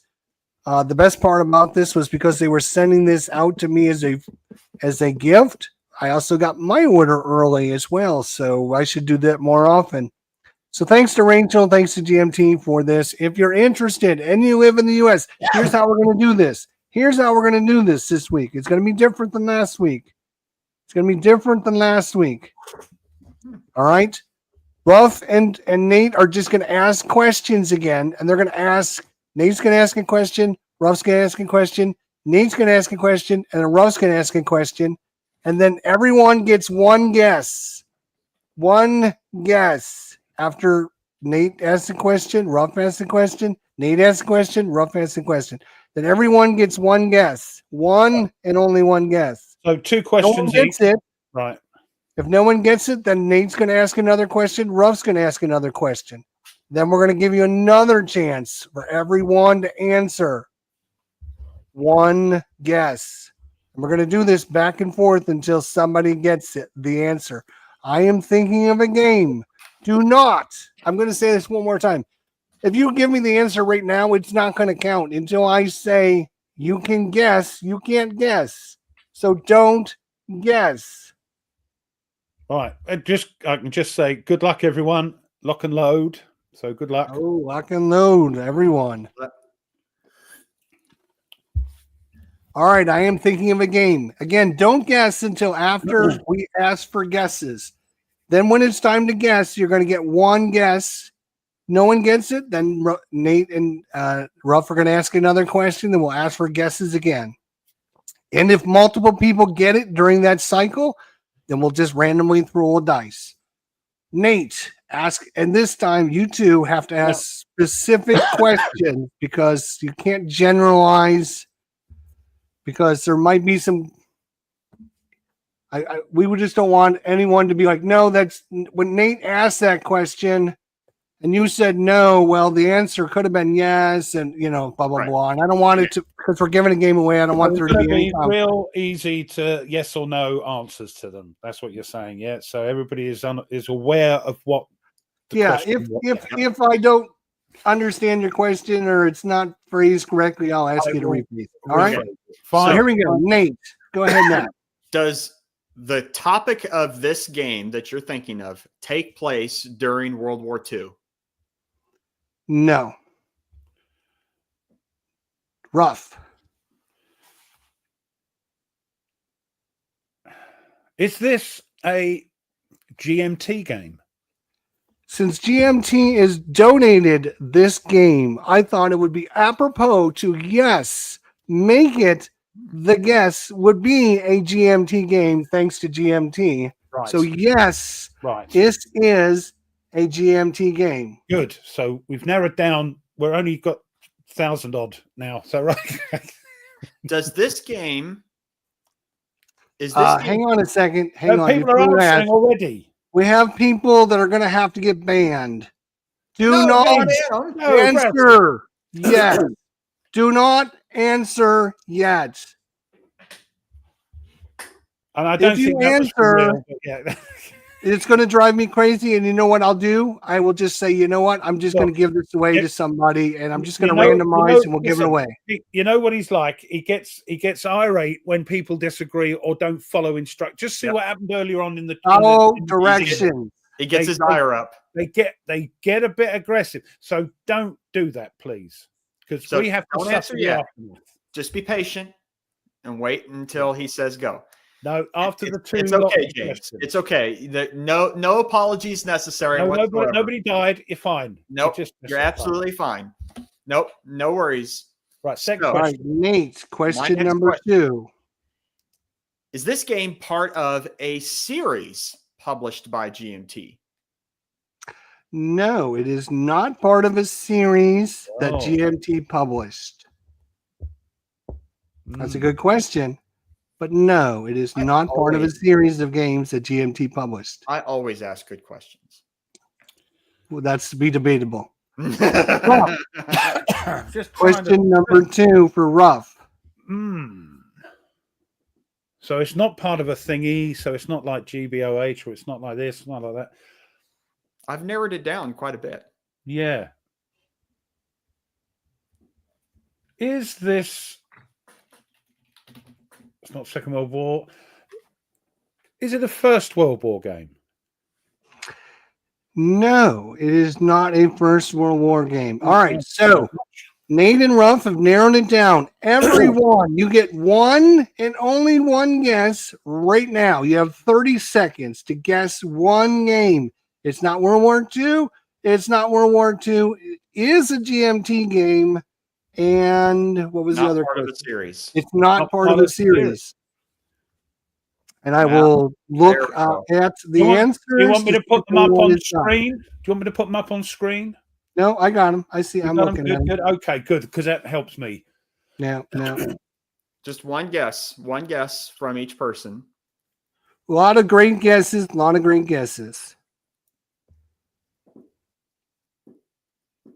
All right, you got 10 more seconds. If you have not guessed, you have 10 more seconds. Blimey, this is quite exciting, isn't it? Okay, I'm about ready to put in done. When I put in done, no one can guess again until the next time. And we are done. Yeah, I noticed that, Squeaky, yeah. All right, so no one has guessed the correct answer yet. Right, stop now, stop. So stop asking guess. We're going to go Nate and Ruff, and then everyone gets another guess. Here we go.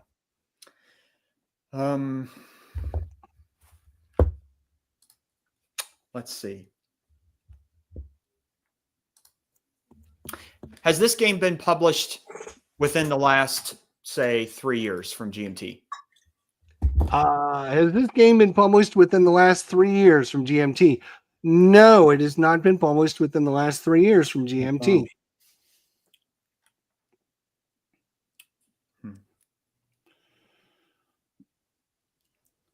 Do I own this game? No, you do not own this game. Ruff Swordsman does not own this game. Okay. I'm not into. Right. Nothing that you have. So now everyone gets another guess. One more guess. Goody, is go. it just one question? Right. Okay. Yeah. Well, I didn't want to do it, too early because they wouldn't. All right. Everyone gets another guess. So it's older than 3 years old. It is not a game that Ruff owns. It is not a World War I game. It is not a World War II game. And it is not part of a series, but published by GMT. Wow, a lot of great guesses, but still no one has got it. I'm surprised.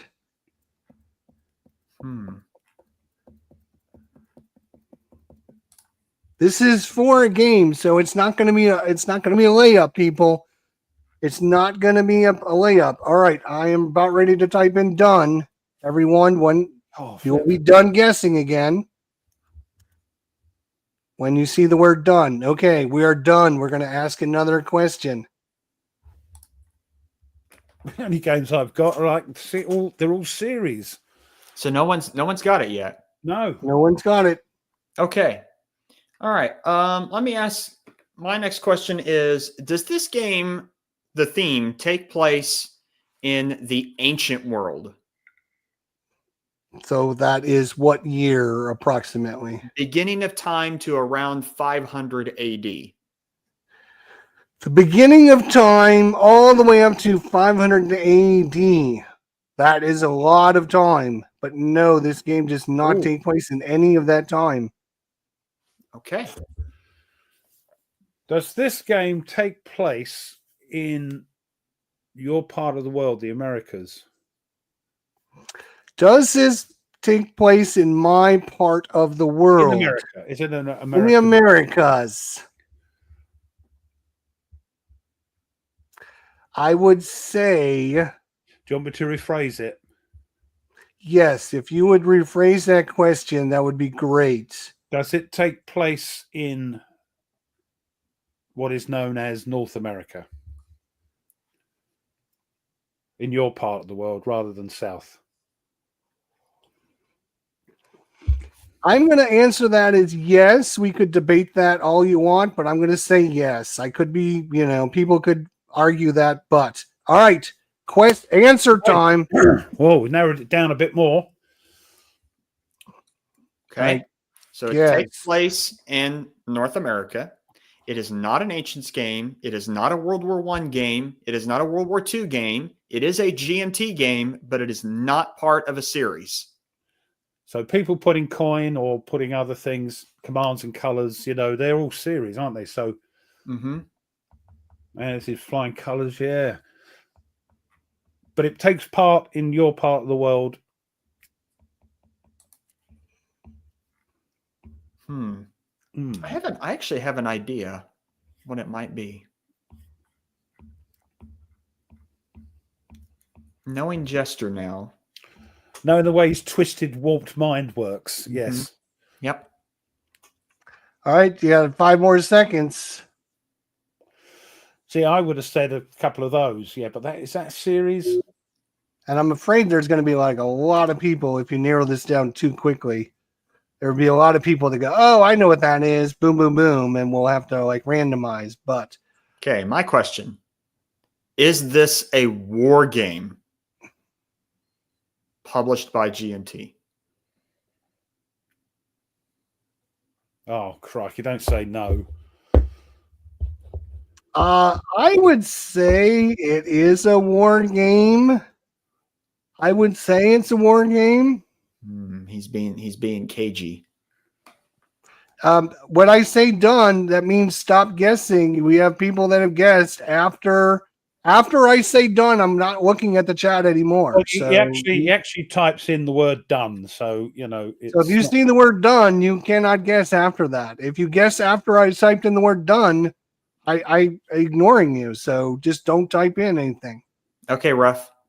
What was your question? So I can make sure. Was this a war game? Oh, well, is it a war game? Yes. Is it a war game? I'm going to say yes. It's a war game. Again, some people could debate that, but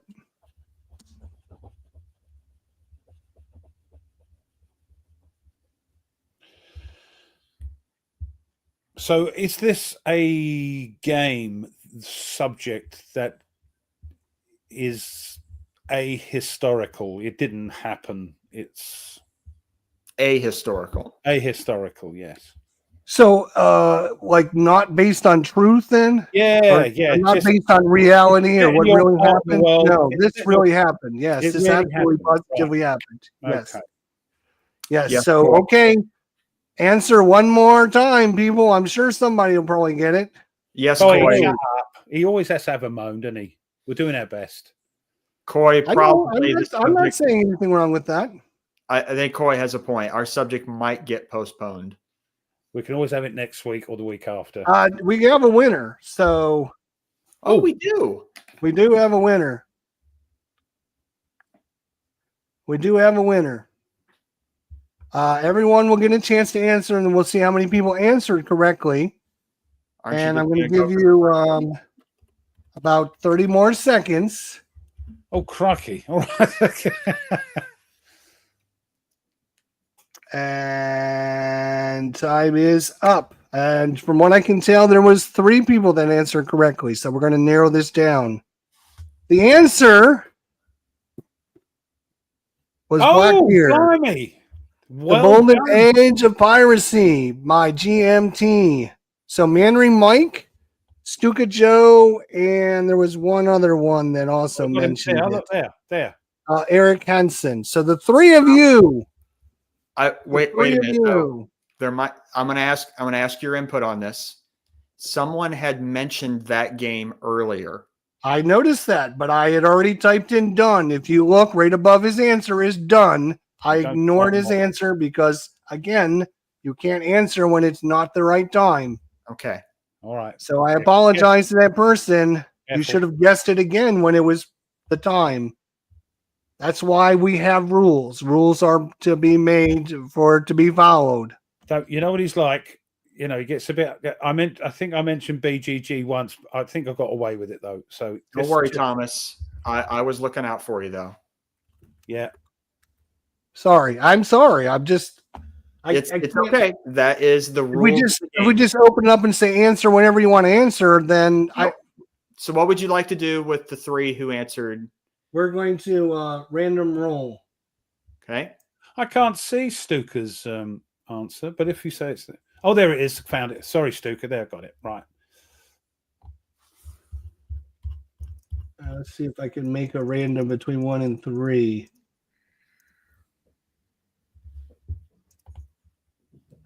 Okay. Oh, by the way, let me share my screen with you. Hold on a sec. I'm just going to say, while we're waiting, if you haven't smashed the like button, I would appreciate that because it just helps. Thank you. All right, you can see I'm doing a random between 1, 2, and 3. It's 3. It's 1. It's 2. It's 2. It's 3. It's 3. All right, so we're just going to assign people's names. Okay. Stuka. Can you zoom that in a bit more or not? Yeah. Stuka will be 1. Who else was there? Hold on, I'll find it in a sec. Thomas, I think it was Thomas one of the. No, it was Meandering Mike. Oh, Mike. All right, Mike will be 2. And where's the other one? Eric Hansen. Eric will be 3. All right, you all know your numbers, right? Let me zoom in here. Is that better? Can we all see it? That's better, yes. All right. Good luck to all you. Well done. Good job. This is for, of course, Red Dust Rebellion by GMT. Thank you for donations. Thank you to Rachel. And good luck to the 3 winners who guessed Blackbeard, another really good travel game. Number 3, Eric Hansen. Congratulations. You're the winner of Red Dust Rebellion. Send me your email address, send me your address. Email me at idjesterlive@gmail.com. idjesterlive@gmail.com. idjesterlive@gmail.com. Congratulations, Eric. Yep. Well done, Eric. Nice guess. And I wanted to make it, I just wanted to make it a little bit. Oh, you have to unblock my comment. It's not something, not a layup, because I wanted to make it a little difficult for somebody to win, but I didn't want to make it something you guys had never heard of. So, right. I thought that worked out pretty good. It did. It did. Congratulations. And I didn't want to sip it to Stuka Joe anyways. He's got too much stuff. Look at how much stuff he's got in there. Where is he going to put it? Man, that room looks amazing, though. Did you put your email in the I will Can't put it in the thingy then. Put it in the chat. Mike. What's he saying now? All right, go ahead and copy. It's in the private chat. Okay.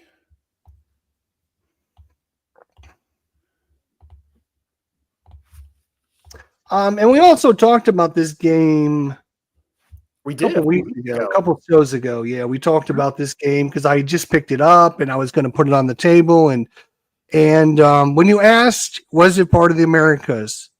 It's Would you have answered yes? it's technically part of North Yeah, America. see, that's where it's the Caribbean right. area. So it's like, is that part It's of the not- US? Is it the Caribbean as well, or Caribbean, yeah, it's mostly Caribbean and a little bit of North America and a little bit Yeah. of South America. And I'm like, Jester, and then you ask, is it a war game? And I'm like, Jester, you might want a war game, but you might want to address that.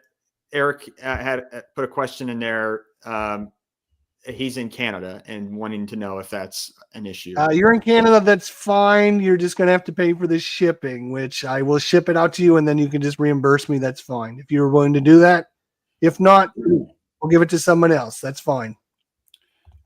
let's hope Nope. it's not as expensive as me sending something to Canada. My goodness. No, Eric, Canada's not out. You're good. You're good. As long as he pays for it, I can ship it to Canada because I won't have to go through all the paperwork and all that. Will I? Do you Well, I have to do the customs through Canada? I don't. I bet you I do have to do that. I don't know. I know I did it when I sent. I'll do it for Eric. I'll do it for Eric. That's fine. I'll sit in line for 45 minutes filling out all the paperwork just for Eric. That's fine. That's what I do for my peeps. That's right. You care about the people who are watching the show. Yeah, and I apologize. I didn't see who did it, but I did see as soon as I typed in done, somebody answered Blackbeard. But I'm like, I can't stop the show and say, wait a minute, somebody's got it, because now everyone will say, oh, it must be this guy. Yep. So Eric, if you were the one to guess that, I apologize. But again, I couldn't stop things to do this. Does that make sense? right. Okay. So That's great. Well done, Eric. the brief time that we have, I would like to at least start this subject, and then we'll pick it up at a later time. So travel war games.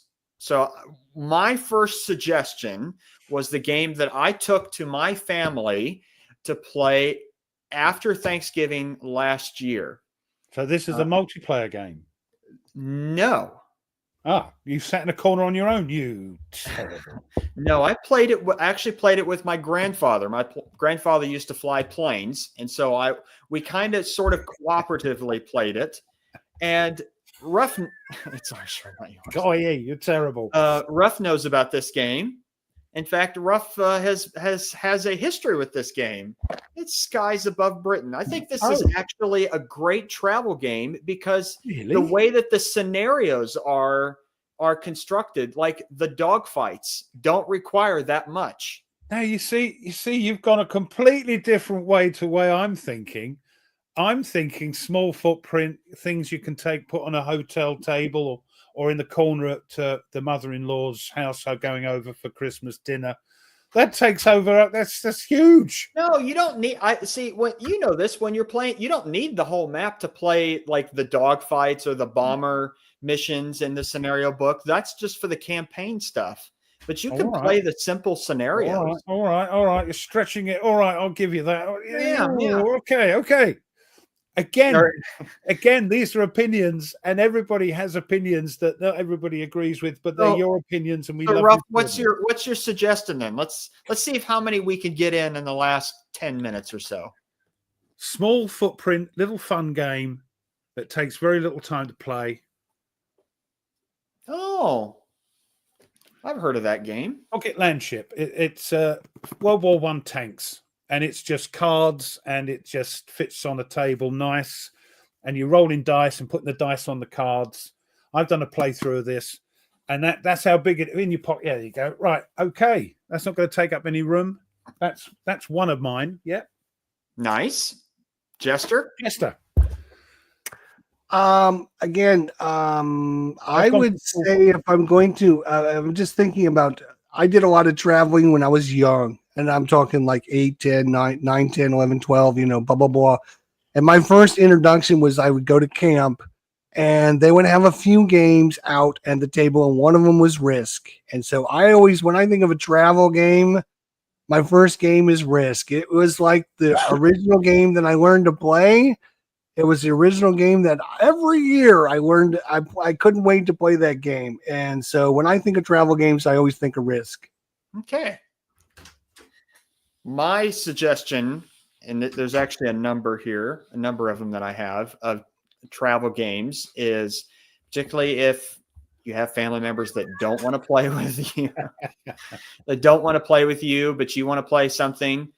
Any of these solitaire games. Yeah, it's kind of surprising how many solitaire games. You have a lot of solitaire games. You have a lot of them. All the Ben Wow. Madison, the Mission, the First Jihad, Gift to the How Nile. thin these are. Yeah, they're from Blue Panther, White Dog Games, Blue Panther. But these are all the. I love the Ben Madison solitaire games. So I think these are great for small travel games. They're very a small footprint, but they play really, really well. Yeah, that is marketed as a travel game. I think the yeah. Mm-hmm. Rough. Hold on, just going through everybody's bits and pieces. I got my next one. So whenever Ruff's done, just making sure. Actually, weird you say that. Yes. Is it a war game? I know, but this is the one Mrs. Ruff likes. And when we go on holiday, I always put this in the bag because it's such a small thing, and it is quite conflicty, but it's Epic Galaxies. Great little game. Great little game. And yes, you are battling against other people, and it's great solo as well. Mm-hmm. All right, Jester. So my next thing I would do, again, because of space and because of requirements and everything, I would choose book games. Book games. And you notice which book game I'm choosing? Coral C. Just because Thomas is in the chat, and I'm like, just cause, yeah. It's a book game, and I love book games. I've really grown to love them. And roll and writes, again, we talked about this. Roll and write. This is basically a roll and write game that's in a little booklet format. But book games, get some book games. You might have heard of a few of them, but yeah, get some book games if you're going to be traveling. Mm-hmm. My suggestion is. My next one is if you wanted to play, if family members want to play a game, this is not necessarily a war game, but it is a fun kind of competition between one another. And especially if you want to, have some fun, like, I'll just tell you the game and you'll understand. It's Prime Minister. I think it's a fun kind of game to take when you're traveling, if you go to family for Thanksgiving or Christmas or whatever, big boxes.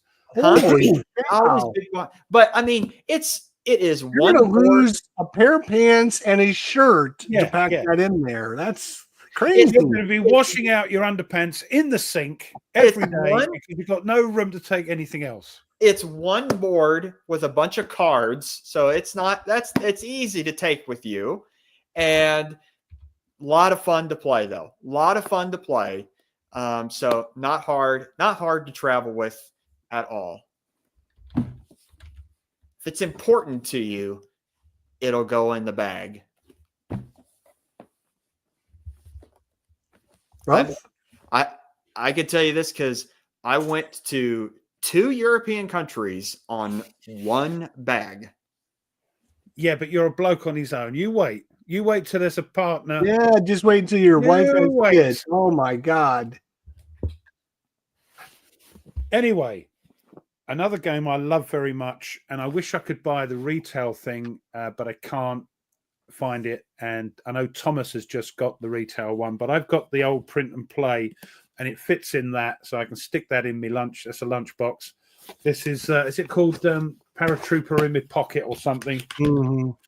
And I've got it's just cards. So I've just got all the cards. I printed this all myself, all the bits and pieces, all the tiles. And it's a very small footprint.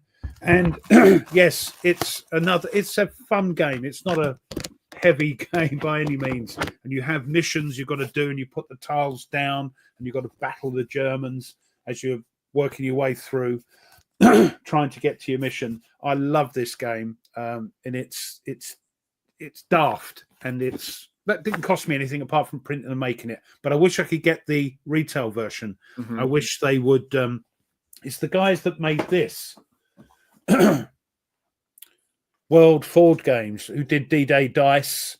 And yeah. And they've done the new one, the SAS one that people are raving about. I just wish they'd do this one again.